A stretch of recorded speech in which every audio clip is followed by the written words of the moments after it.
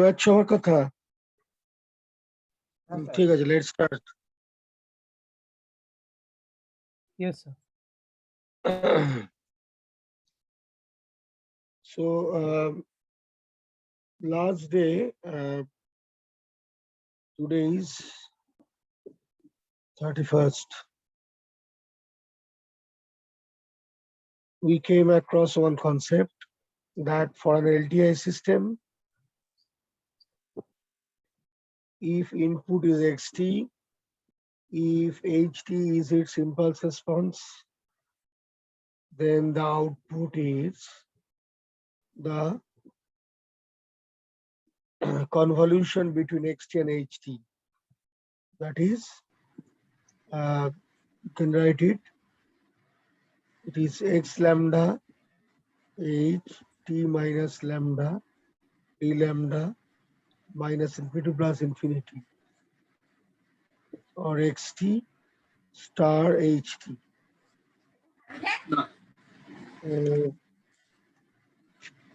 That was our last day's discussion,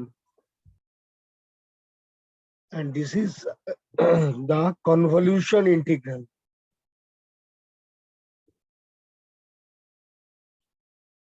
Now, what happens if we interchange this?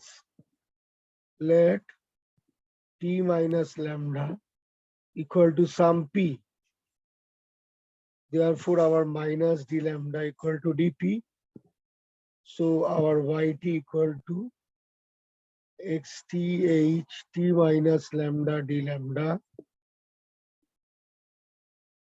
can be written as our lambda equal to xt minus p, and t minus lambda is hp, and d lambda means minus dp. And when lambda is minus infinity, p is minus or minus infinity or plus infinity. Just and when lambda is plus infinity, it is minus infinity. So there is a minus sign here, so you can easily write. By absorbing the minus sign inside, we can write minus infinity to plus infinity hpx t minus p dp. Here p is a dummy variable. Dummy variable means when we put the limit for p, finally there is no p. It is becoming the function of t only. Here also lambda is a dummy variable. When we put the limits for lambda in the integration, there is no lambda finally. It is a function of t. So ultimately, we can write that it is ht star x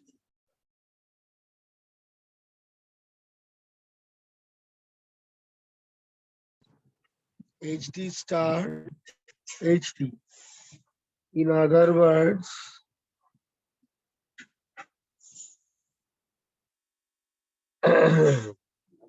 if our ht is the input and xt is the impulse response, then our output yt will be same. It is ht star xt.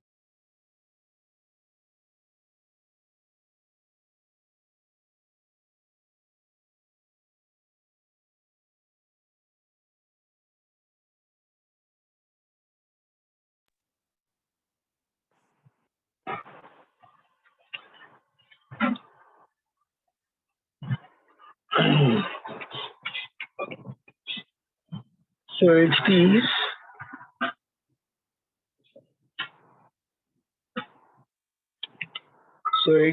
so that is that one. Now,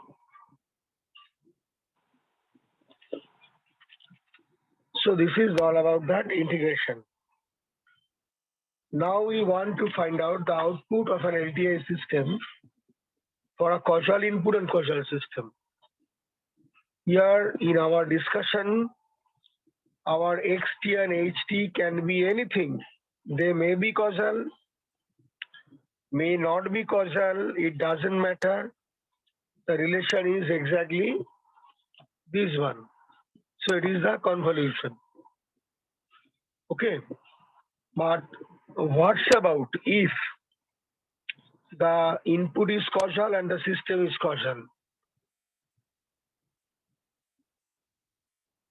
So output of an LTI system, when input is causal and the system is causal. Why we are taking this thing? Because in most of our cases, these two things are happening. The system is causal and input is causal. Now, what is the implication of a causal system, causal input? For a causal input, our xt equal to 0 for t less than 0. For negative t, xt is 0 for a causal input. And for a causal system, what is its definition?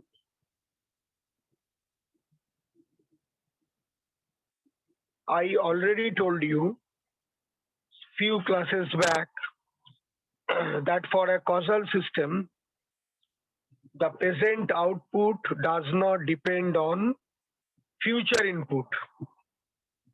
Present output does not depend on a future input. It means the system is non-anticipative in nature.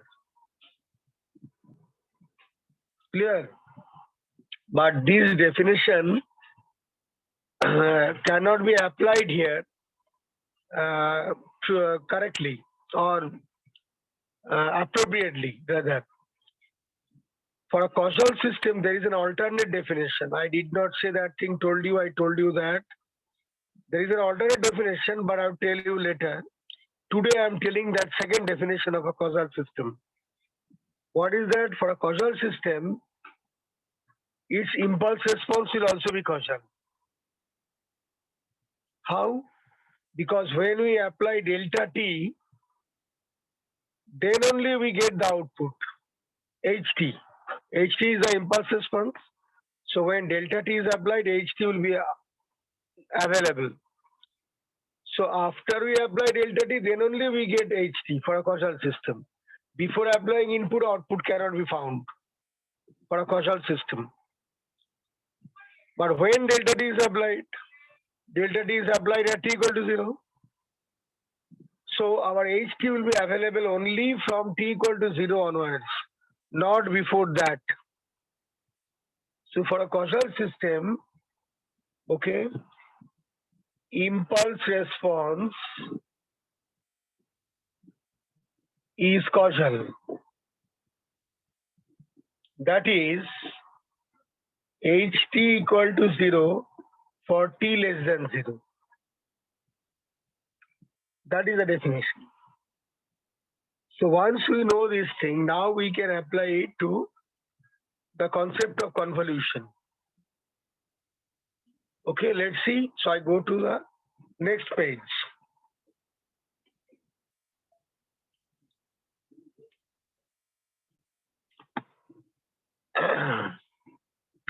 Page number 2. So now our yt, we start with the usual definition of yt. It is x lambda, ht minus lambda d lambda minus infinity plus infinity. We can write it as minus infinity to 0, x lambda h t minus lambda d lambda plus 0 to t x lambda h t minus lambda d lambda plus t to infinity x lambda h t minus lambda d lambda. So we are segregating the integration from minus infinity to plus infinity, that entire range, into three subdomains. Minus infinity to 0, 0 to t, t is the present time, and from t to infinity. Then let's see what happens after such segregation. Note that what is the range of lambda? Lambda is minus infinity to plus infinity. Sorry, minus infinity to 0. So lambda is negative throughout this range. So as lambda is negative, x of lambda is 0. Okay. So here lambda is negative throughout.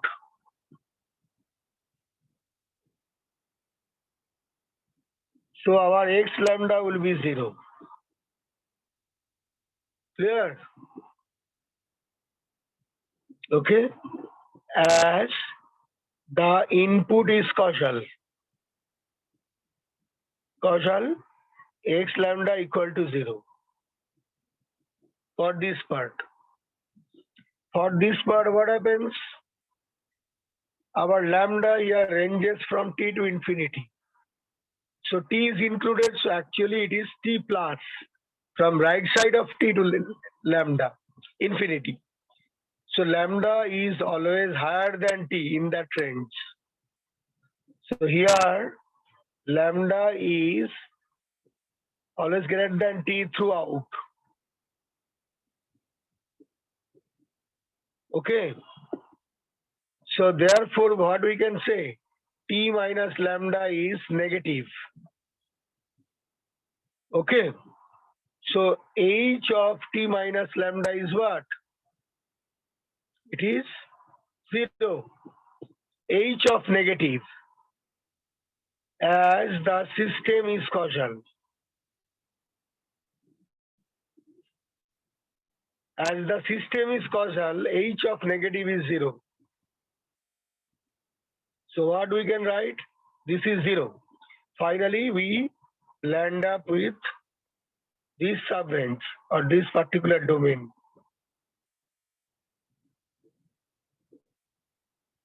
Which is yt. Okay? For a causal input and causal system. So that is the definition of convolution.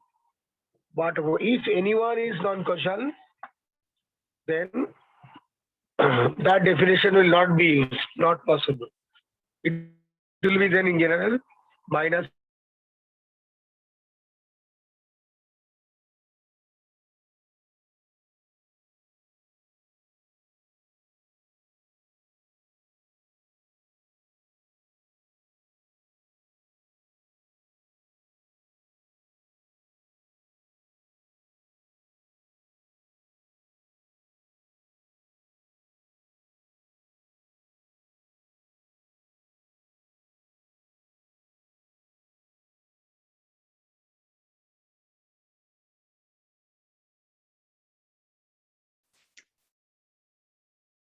So there was an auto interruption. I think some of you, Pushpal started recording instead of Ahan.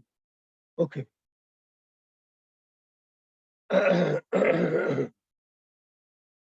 Our next discussion is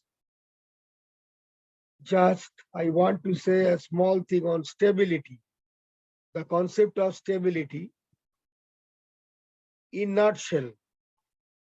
Note that I'll just introduce the concept here. I'll not justify it today in this context, that whole thing. I'll justify it long later. What is that? For a stable system,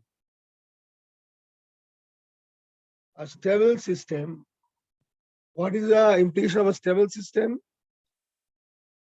When input is bounded, output is also bounded, and actually it is convergent in nature. It is, output is decaying with time t, decaying to a finite value.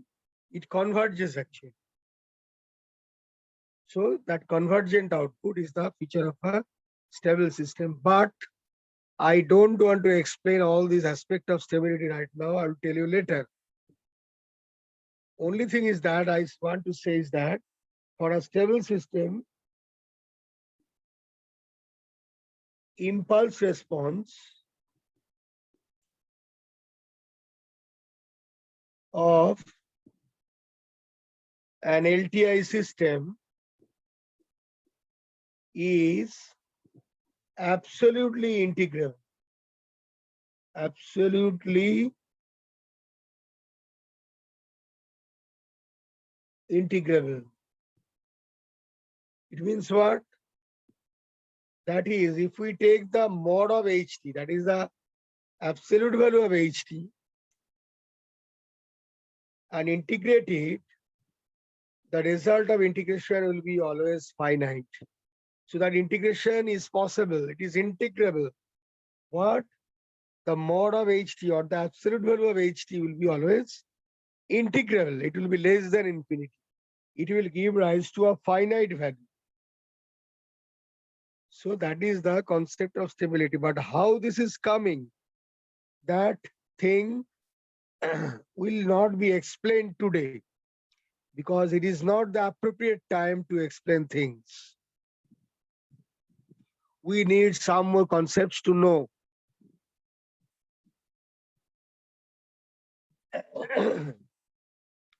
So once we know this thing, we can apply it, okay, to solve some problem.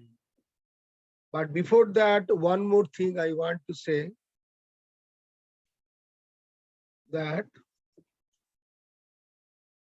page number 3.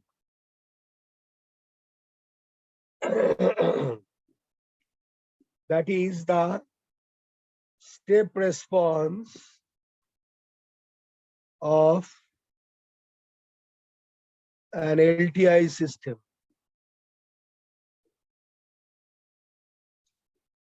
Step response of an LTI system. Okay, now what is that? Consider that we have one xt and we have one yt. Okay, and this is our LTI system with impulse response ht. Clear? Now, if we apply delta t, then we get ht. This is called impulse response. Now, if we apply for the same system, if we apply ut, then what will be our output? Then what will be our output? This is called step response. This is simple to find. Using Laplace transform, you can find it out. That you take the Laplace transform of xt, which is xs. You find out the Laplace transform of ht, which is hs. So you know the convolution time in time domain means the multiplication in the s domain. From your circuit theory class, you know this. So Ys equal to xs into hs. So if we know ht is functional representation, so Ys equal to xs into hs. Now instead of xt, if you put delta t, its Laplace transform is 1. So our Ys is hs. Now if we apply ut, then Laplace transform is 1 by s. So 1 by s into hs will be our output. Okay. Step response. So from that, by taking partial fraction and inverse Laplace transform, we can find out step response. So we call it YEST, that is the step response. So how to find out YEST? We'll find out this. Now, our YEST step response is, it is actually the convolution. Here we apply our xt equal to ut. So I write let this one. So it is equal to, you can write it h lambda x t minus lambda d lambda in general. Now h lambda x t minus lambda means u t minus lambda d lambda. Okay. Now that thing we can write it minus infinity to t h lambda u t minus lambda d lambda plus we segregate into two subranges, subdomains. So t to infinity h infinity u t minus infinity d lambda. Now note that here, what is the maximum value of lambda? Maximum value of lambda is t. Therefore here, okay, t is always greater than lambda.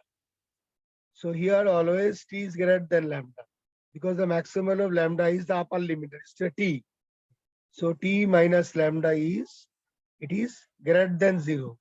So u of t minus lambda is what? It is 1. And here what happens? The minimum value of lambda is t. So lambda is always greater than t in that thing.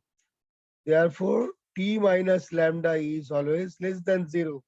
So u of t minus lambda is 0. Okay.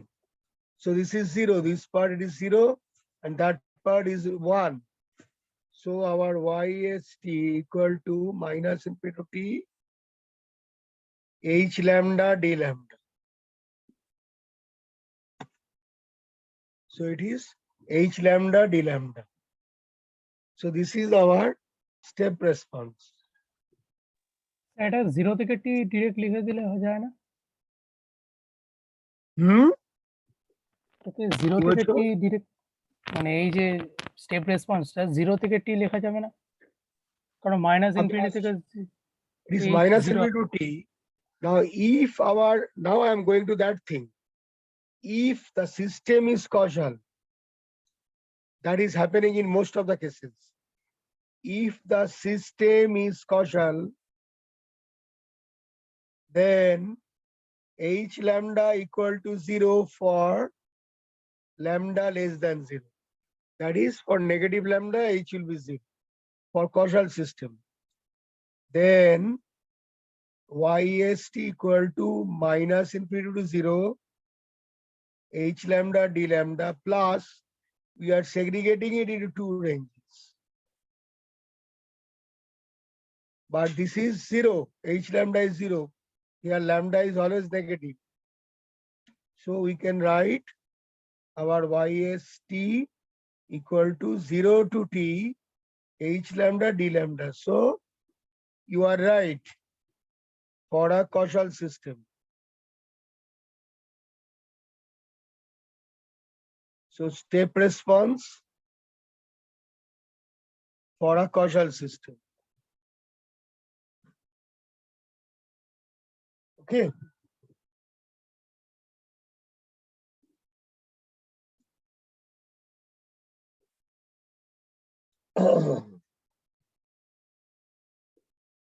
Now,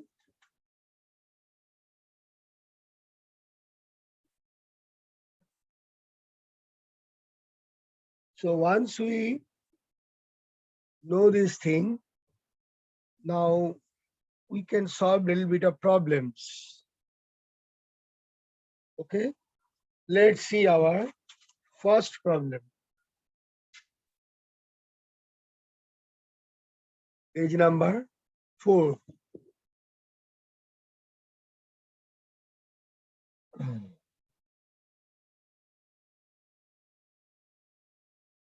So find whether the following systems with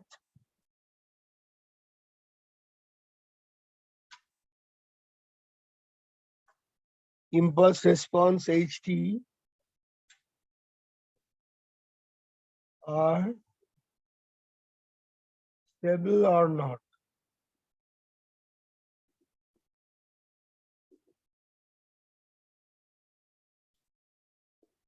One is h e to the power minus t by rc ut. Okay. B is ht equal to e to the power minus t, sorry, e to the power minus 2t, 2 more, e to the power minus 2 mod t. And C, ht equal to sine omega 0 t ut. Now we know, first we want to go that for a stable system, for a stable LTI system, ht is absolutely integrable. That is integration mod of ht dt is less than infinity.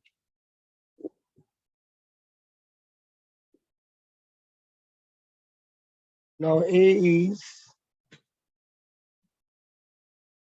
so now with that thing we start.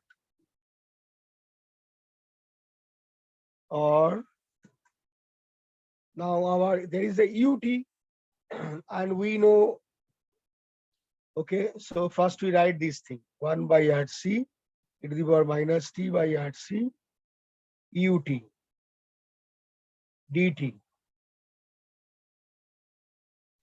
Now ut, whenever an ut is attached to any function or signal, it becomes causal because ut is 0 for negative t. So effectively it will be 0 to infinity 1 by rc.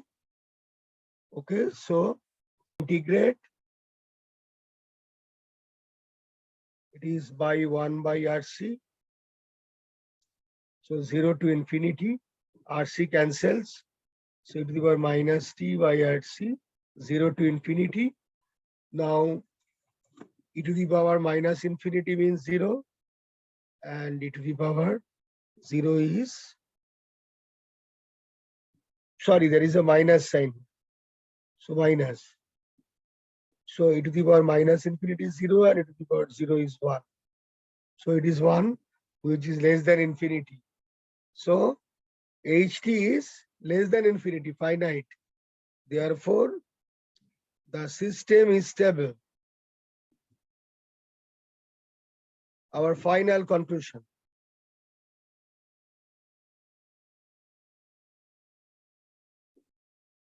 The system is stable. Our next problem. Clear? So page number 5 now. We want to solve this problem. Ht equal to e to the power minus 2 mod t.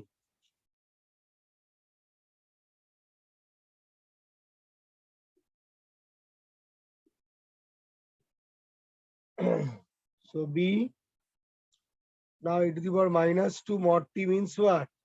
Mod t equal to t when t is positive, and mod t equal to minus t when t is negative.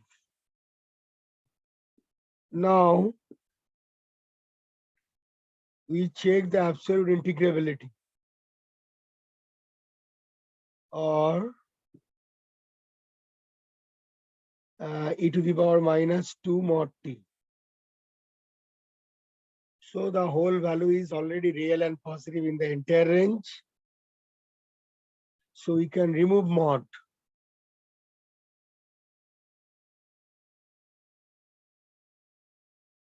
Or minus infinity to 0 and 0 to infinity. Now in the range minus infinity to 0, our t is entirely negative. As t is negative, mod t equal to minus t. So it will be e to the power 2t dt. And in 0 to infinity in that range, our mod t equal to t. So it is e to the power minus 2t dt. Once we integrate it,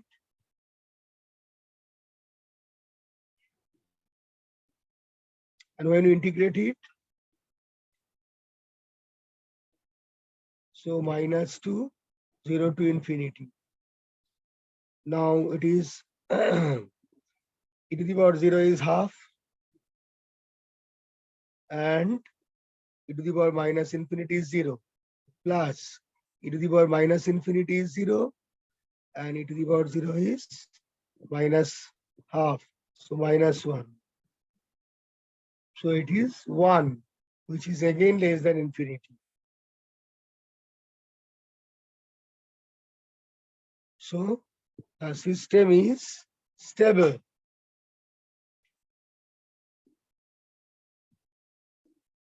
Clear? Now our last problem in this context. Ht equal to sine omega 0 t ut.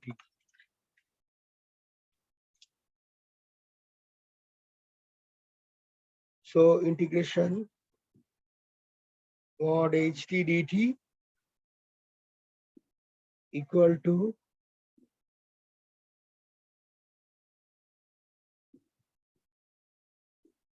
mod of sine omega 0 t dt. Now once we write it, note that what is our plot of sine omega 0 t? Sorry, there is one ut is also there. Better I just, this is very untidy one. I go to the next page, page number 6.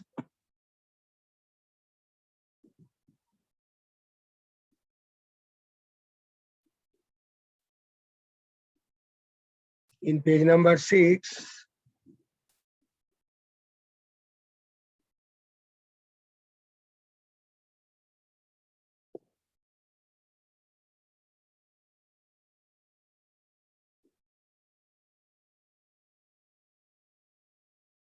that one, or ut is 0 for negative t.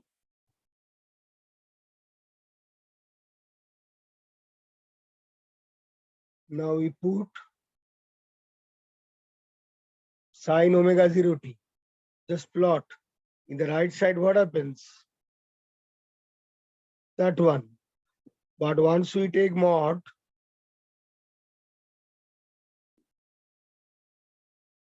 it will be a rectified wave. You already know. So once we integrate it, it is the area. Since it is always positive, it is a sustained oscillation. So this is a sustained oscillation. Rather. So once we take the area of that thing, it will be what? It will tend to be infinity. So we can say the system is not stable. The system is not stable because it tends to infinity. Just I want to ask you one question. I don't know, I cannot remember. Have you studied control system, that particular subject, so far? Yes or no? No, sir. No. So you don't know the concept of pole and zero? Sir জানি sir এটা You know. Yes You sir know that এটা কি তোমরা জানো যে when all the poles are in the S plane, in the right side it is an unstable system. Yes sir yes Left- sir the হ্যাঁ left sir side it is এই stable. পার্টটা হ্যাঁ জানি। স্যার জানি sir জানি এটা sir জানো। And on the imaginary axis it is marginally stable. Yes sir জানো, very good. So actually here, if we plot the poles in the for this system HT, that is, if we take the Laplace transform of HT, we get HS. And if we plot its pole, you will see that its Laplace, its poles will be actually in the j omega axis. It is a marginally stable system. Okay, it is a, so in fact, it is a marginally stable system.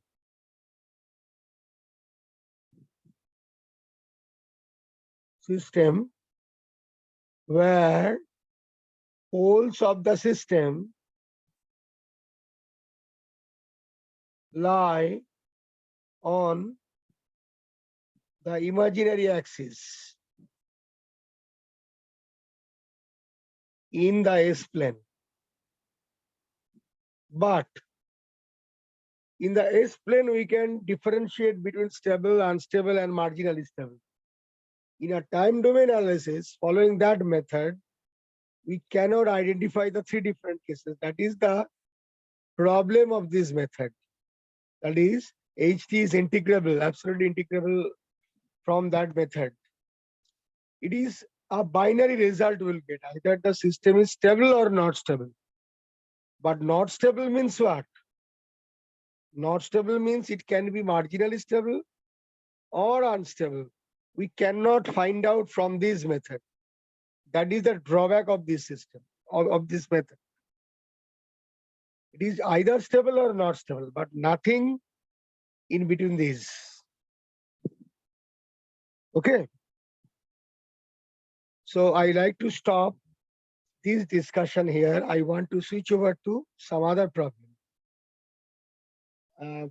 Just highlighting a different issue of convolution. Now next, go to another problem.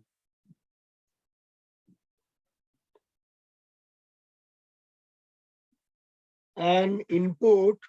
আচ্ছা তোমরা এই পোলের ব্যাপারটা কোথায় শিখেছো? Circuit theory ক্লাসে? No sir, DSG sir Where? পড়িয়েছিলেন। ওই যখন ট্রান্সফার কোন ফাংশন subject? পড়াচ্ছিলেন, এই সেকেন্ড কোন অর্ডার subject? ফার্স্ট অর্ডার ফিল্টারসে। ও ইলেকট্রিক্যাল ইনস্ট্রুমেন্টেশন। Yes sir.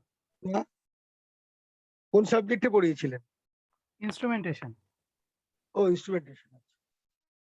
তাহলে তো ঠিক আছে, আমার সুবিধা হলো। ওকে। An input xt is applied to a system of তার আচ্ছা তোমরা যে ডিএসসি স্যার করিয়েছিলেন জাস্টিফিকেশন কি পড়েছিলে না সেটা নয়? না স্যার বলেছিলেন জাস্ট মনে রাখতে, কারণ জাস্ট বলবেন। মনে রাখতে। আচ্ছা আমি পরের দিকে এর জাস্টিফিকেশনটা তোমাদের বলবো, এখন না, অনেক পরে যদি টাইম পাই। মানে এখনো বলতে গেলে আরো যা যা তোমাদের জানতে হবে সেগুলো তোমাদের জানা নেই, না হলে এখনই বলে দিতে পারতাম।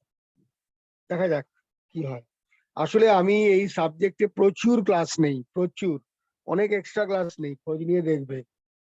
কিন্তু ঘটনাচক্রে এই অনলাইন যে চালু হওয়ার পরে খুব অসুবিধা হচ্ছে।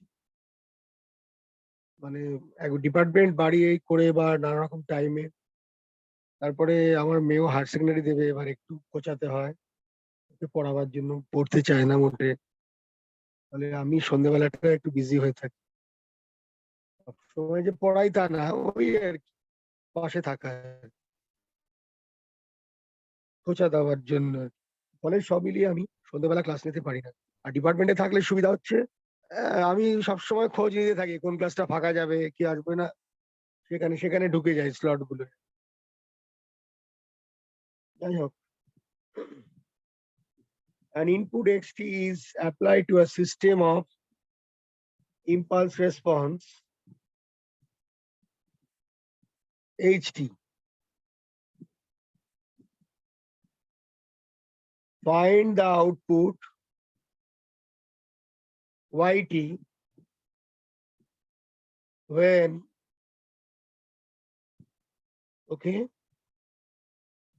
xt equal to e to the power, just 1 minute, when xt equal to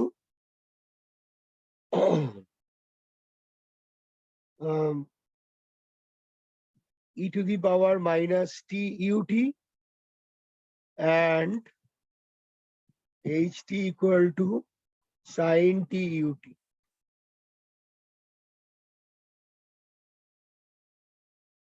Okay. Now let's see. First, our yt. Yt equal to. Now you see, you note that our ht is causal, xt is causal because ut is attached here. ht is also causal. So we can write is 0 to infinity, sorry, 0 to t. When both are causal, we can write 0 to t. Okay. Then we put it as a first function, e to the power minus lambda d lambda. U need not be written. Why? Because that concept of u is already there. When both are causal, the limit is already changed. So, so our yt equal to 0 to t, it is e to the power minus lambda, and here is t minus lambda d lambda. That is the convolution. So in general, we can write better yt equal to minus infinity to plus infinity x lambda h t minus lambda d lambda. So from that we are getting that thing. Okay, for a causal input and causal system. Now let t minus lambda equal to some p.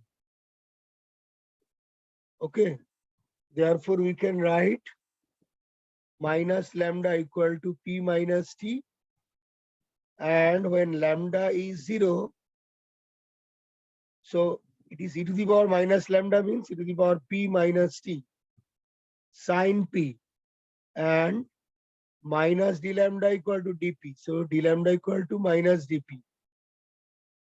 And when lambda equal to 0, p is equal to t. And when lambda equal to t, the upper limit, p is 0. So by observing the negative sign, we get 0 to t just by interchanging e to the power p minus t sine p dp. That one. Now I go to the next page. Page number 7.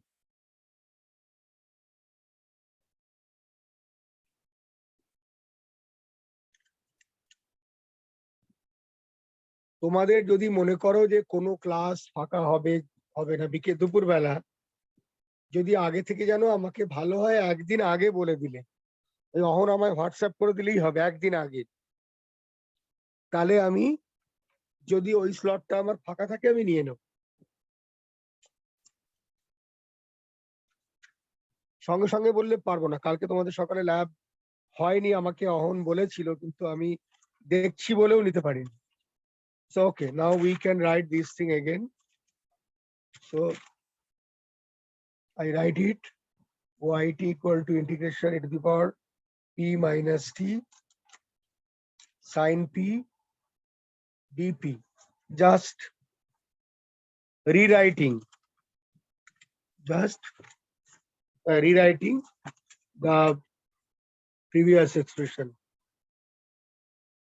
Okay.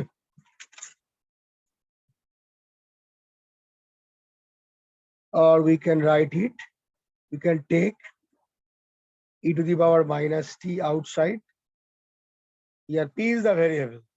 So 0 to t e to the power p sine p dp. Or we can write e to the power minus t into I, where I is the result of integration, this particular integration. Now we can apply integration by parts. So it will be first function into integration of the second. First function into integration of the second minus derivative of the first function e to the power p, which is same, into integration of the second and the integration of the whole thing. You already know this thing from your higher secondary knowledge. So e to the power p, now after integration we get minus cos p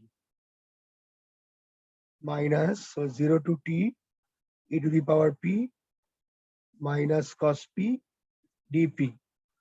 So if we integrate, put p equal to t, so minus, okay, e to the power t cos t, and we put p equal to 0, here minus of this, so plus e to the power 0 cos 0 1, and plus 0 to t e to the power p cos p dp.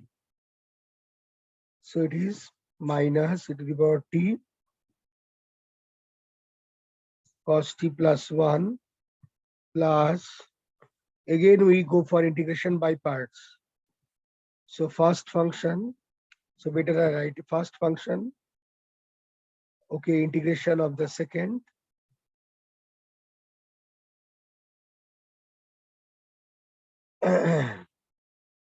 zero to t minus, now we can write it derivative of the first function into integration of the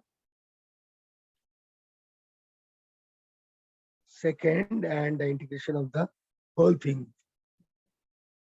So it is plus the integration of cos p is sin p minus this is e to the power p sin p dp 0 to t. So it is minus e to the power t, that one. Now we put p equal to t, so e to the power t sin t, and sin 0 is 0, so that second term will not come. Minus this is what? This is equal to our I, so we put that I here. So I equal to something minus I. So we can take 2I, so our I, just take I to the left, 2I equal to that, so I equal to half of e to the power t sin t minus e to the power t cos t plus 1, okay, or half. So this one, so it is, we can take e to the power t, it would be sin t minus cos t plus 1.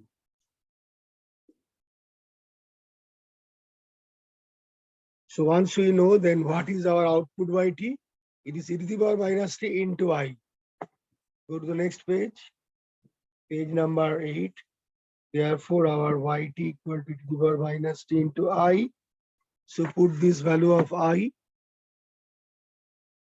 Okay, so it is half of sin t minus cos t plus e to the power minus t. So that is our final result. This is actually that method is called the analytical convolution. Actually, we are finding out the result analytically by manipulating through mathematical methods. Okay, the result of convolution is found. But there is other method of finding out convolution. Okay, that is called the graphical method. Our graphical method is the best method because it will give you the result much faster. So analytical convolution versus graphical convolution.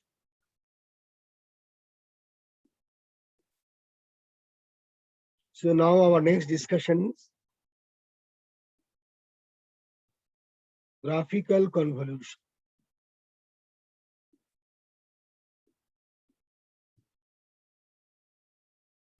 What is that? Let phi t is the result of convolution between f1t and f2t.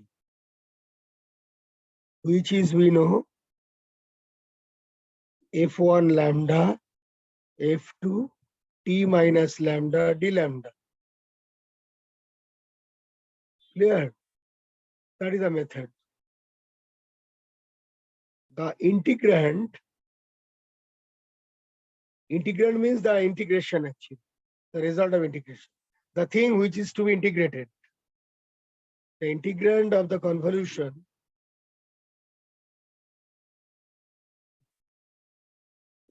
integral is found by three operations. What is this? First one is reversal in time or folding. Time folding to obtain f2 minus lambda from f2 lambda. We have f2. Once we know f2t, t will be replaced by lambda. Then f2 minus lambda is the time reverse version of f2 lambda. So we are applying simply time reversal. Time reversal means you know it is a mirror image of the original function. Next one is shifting in time to obtain f2 t minus lambda from f2 minus lambda. Once we know f2 minus lambda, we add a t. So it will be, so f2 t minus lambda is the shifted version of f2 minus lambda. The question is, it will be shifted right or left? Can you tell me? If t is positive, say, then f2 t minus lambda is right shifted or left shifted? With respect Left to f2 shifted. minus, no, it is right shifted.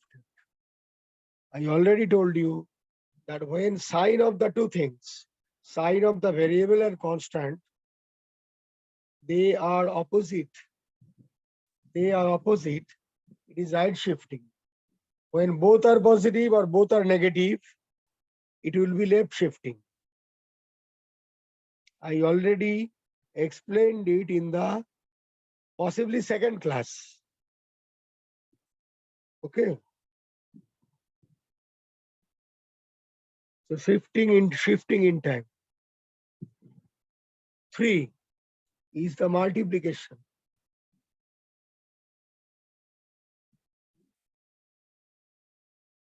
To obtain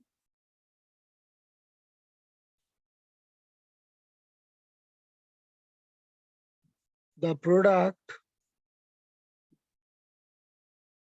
of f1 lambda and f2 t minus lambda. That is the integrand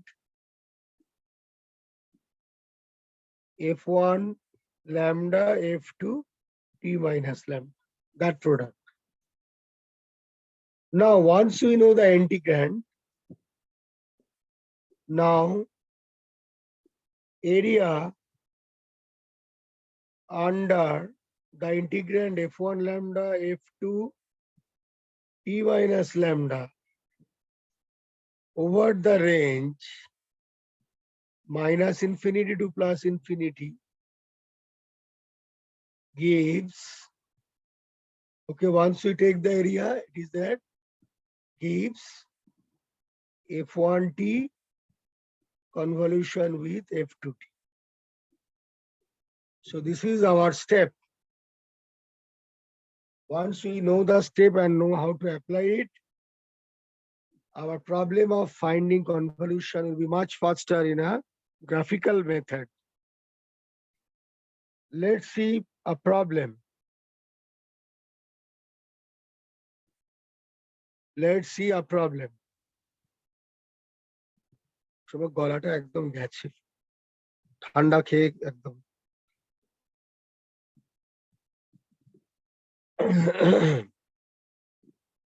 Page number 9.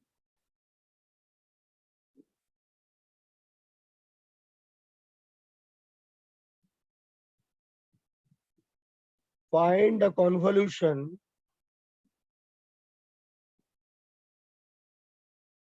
between two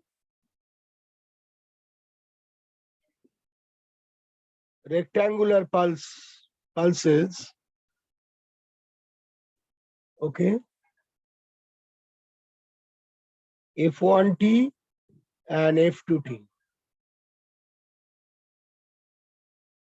Now,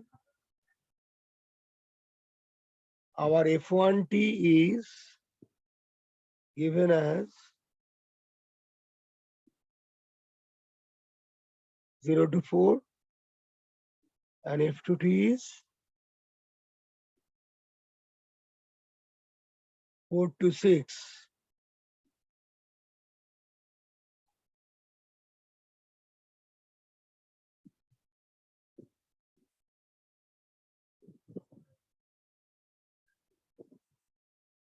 Now,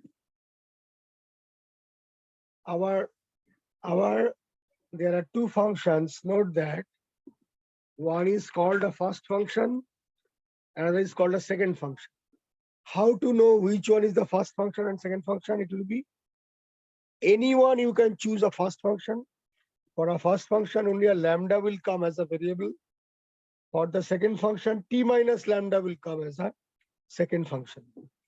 Note that the first function does not undergo too much manipulation. Only thing is, t is replaced by lambda, that's all. But the second function undergoes a lot of steps of manipulation. First, t will be replaced by lambda. Then from lambda, we have to get minus lambda. Time reversal. From minus lambda, we have to add one more t, that is the time shifting. Okay. Then the other thing. So second function will undergo a lot of steps.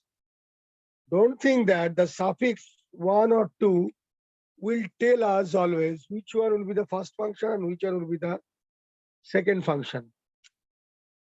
Okay. It is our choice.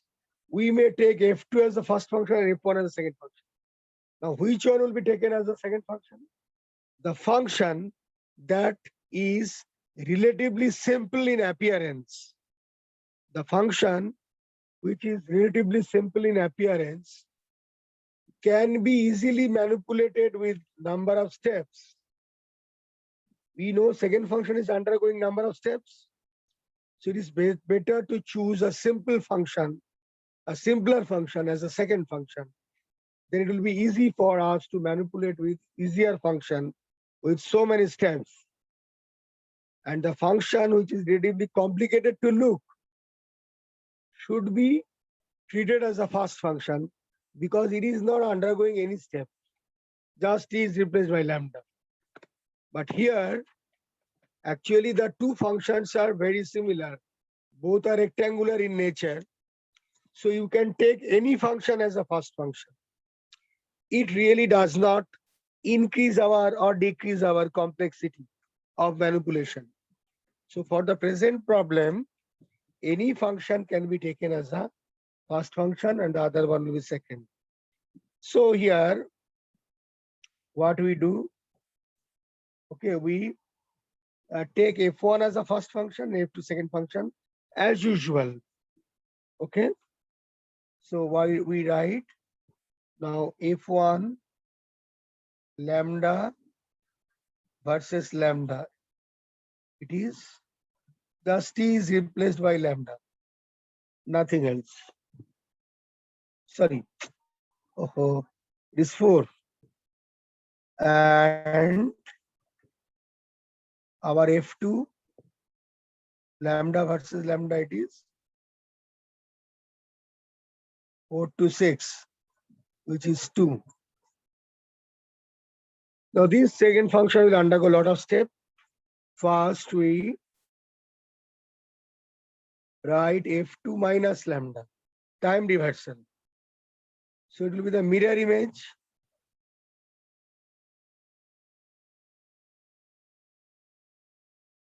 Don't think that it is just sliding left. No, this is not sliding.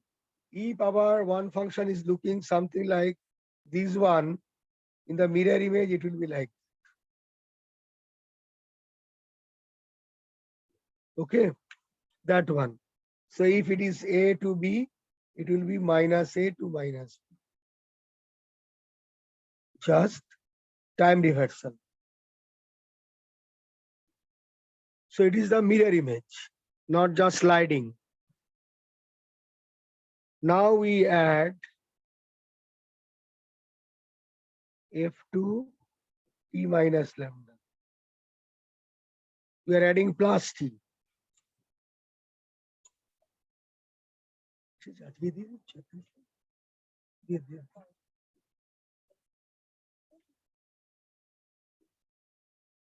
So now we are adding, okay, minus 6 plus t and minus 4 plus t. So this is our, now our t may be positive or negative. Don't think that t is always positive. Our time t can be negative, positive, anything. Okay. So once t increases, then this value will become more and more positive. It will be shifted right. So as t increases, as t increases.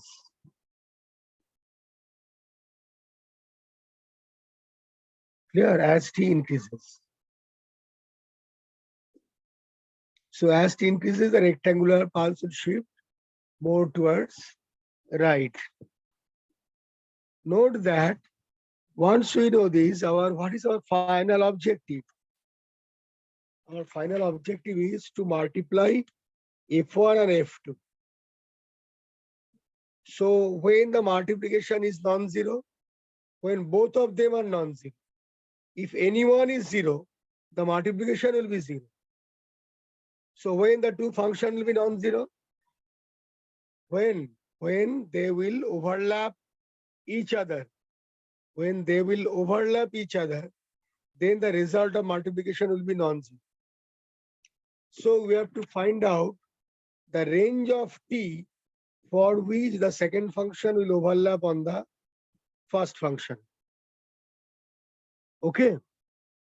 So the range of t will be of our important concern.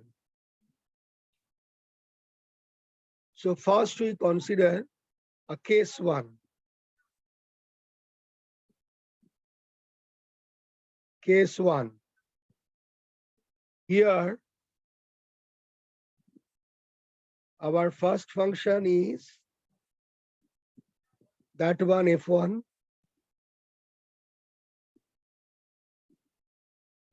and second function is that. So when the second function slides in the forward direction and starts overlapping, first it will be a partial overlapping. So it is minus 6 plus t, it will be minus 4 plus t. So that is its value is 2. So this is our, that is our f2 t minus lambda. So this is the range of overlap.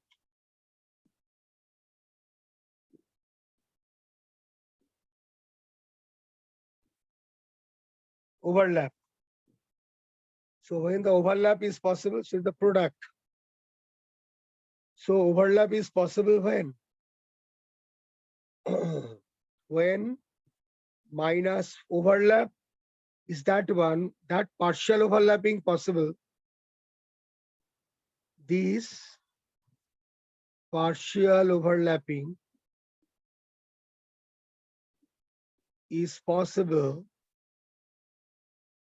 when minus 4 plus t, that upper limit of the second upper edge or the leading edge of the second function, minus 4 plus t, that instant is the leading edge of the second function, is right to 0, is greater than 0. That is the right to the trailing edge of the first function. This is just right to the trailing edge of the first function. Okay, and the trailing edge of the second function, that is minus 6 plus t, is less than 0. Then some part will be to the left and some part will be to the right. Some part will be to the left of that y-axis, some part will be the right to the y-axis. It will be a partial overlapping. So it is t greater than 4 and it is t less than 6. Therefore, what is our range? T is in between 4 and 6. So you can to have a partial overlapping, what I just try to say, to have partial overlapping, the leading edge of the second function should be right to the y-axis and the trailing edge of the second function should be left to the y-axis. So minus 4 plus t, that instant will be greater than 0 and minus 6 plus t will be less than 0. You put equality sign later, not now.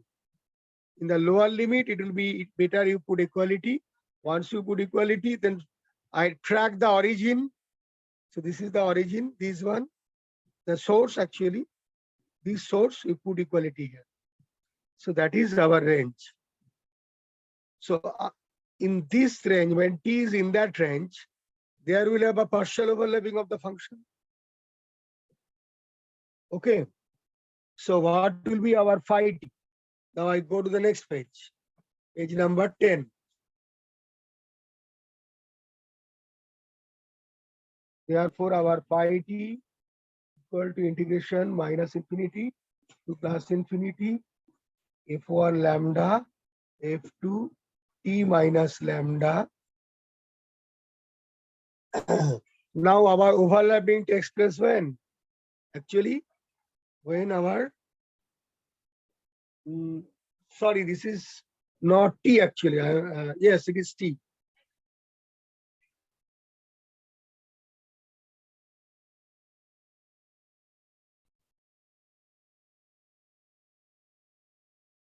For that particular, so you can write just 1 minute. Yes, this one. Now, so our overlapping takes place between 0 to minus 4 plus t. So it is overlapping is between 0 to minus 4 plus t. In that range, both are non-zero, f1 and f2. Both are non-zero. And f1 is 1.5 and f2 is 2. f1 is 1.5 and f2 is 2. So it is 3 into d lambda 0 to minus 4 plus t. So it is lambda. So 3 into minus 4 plus t, or 3 into t minus 4. Actually here, since they are of regular geometrical shape, it is the product of the two functions into the width, overlapping width.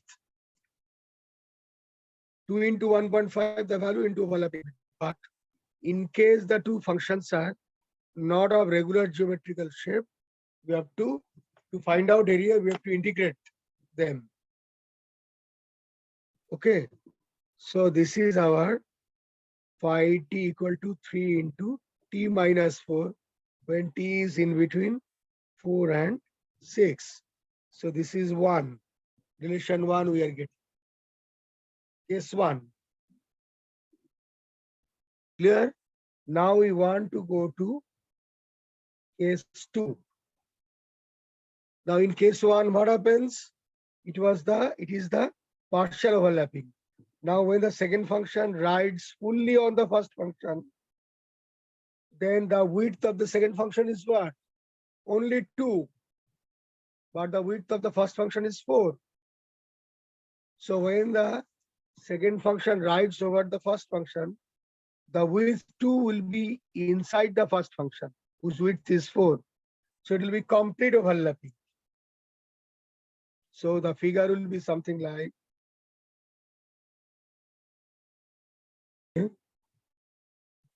4, 0, 1.5. So it is F1 lambda and it is F2 t minus lambda. The limit is minus 6 plus t and minus 4 plus t. So our t increases now, minus 6 plus t, minus 4 plus t. So this is our overlap.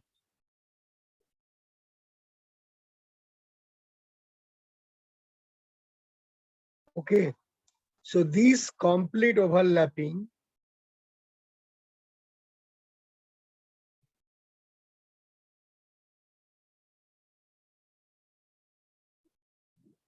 is possible when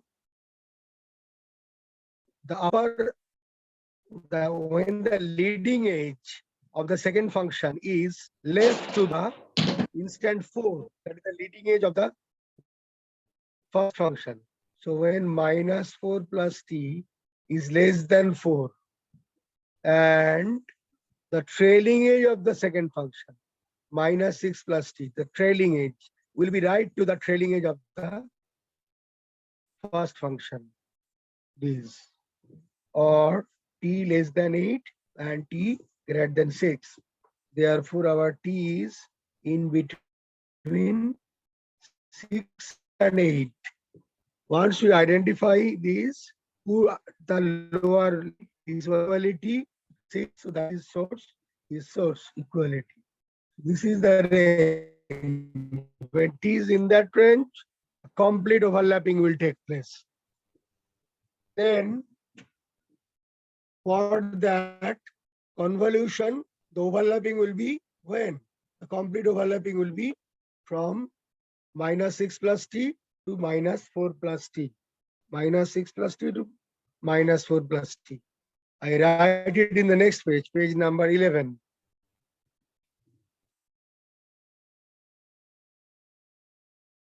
Sorry. Page number 11. So phi t equal to, that was our original thing, is integration f1 lambda f2 t minus lambda d lambda. The complete overlapping is from minus 6 plus t to minus 4 plus t. Minus 6 plus t to minus 4 plus t, where the value of f1 is what? 1.5 and value of f2 is 2. Constant value, d lambda. So 3 d lambda or 3 into lambda, or you can write minus 4 plus t minus 6 plus t. So t cancels. So it is 6 minus 4, that is 6. Okay. So what is our phi t? Our phi t equal to 6 when t is in the range of 6 and 8.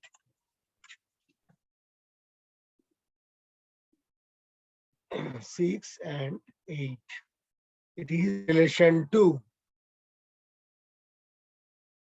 Now our case 3. In case 3, what happens?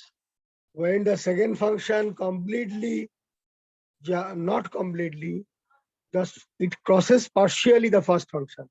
Some part of the second function will be to inside, overlapped, and some will not be overlapped. Let's see the case 3.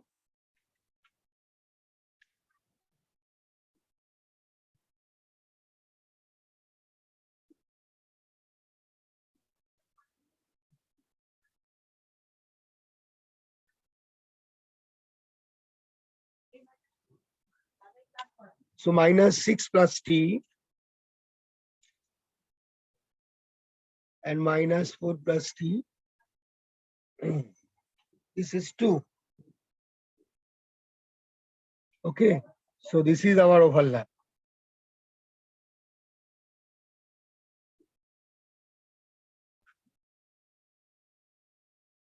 Overlap, partial overlapping. This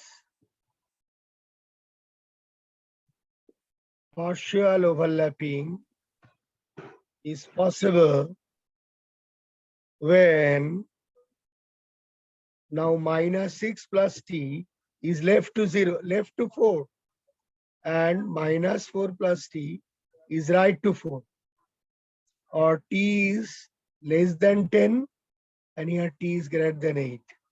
So t is in between 8 and 10. Put a equality here, here, and here. That is the range. So once you know, so in that thing, there will be a overlapping of the two functions. So what will be our phi t? I go to page number 12.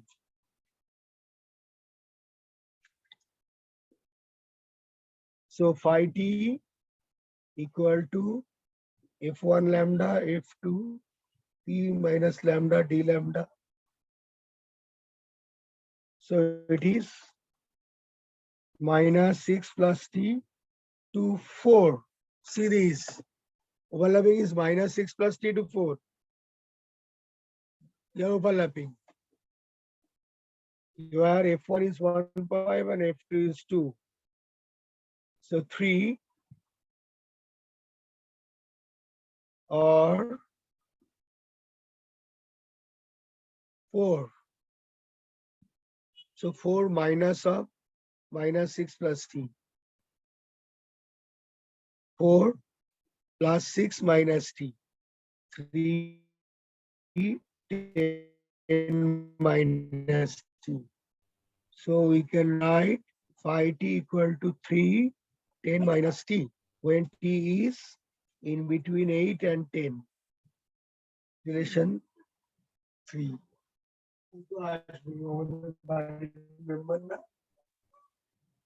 That one. After that, what happens? There is no more overlapping. Therefore, phi t equal to 0 elsewhere. Clear? So finally, what we can write? Finally, phi t equal to, thus identify the relation 1. It is 3 t minus 4 when t is in between 4 and 6. Then phi t equal to 6 when t is 6 and 8. And then phi t equal to 3 10 minus t where t is in between 8 and 10 and is 0 elsewhere. That is the plot of convolution integral. So if we plot phi t versus t, thing will come what?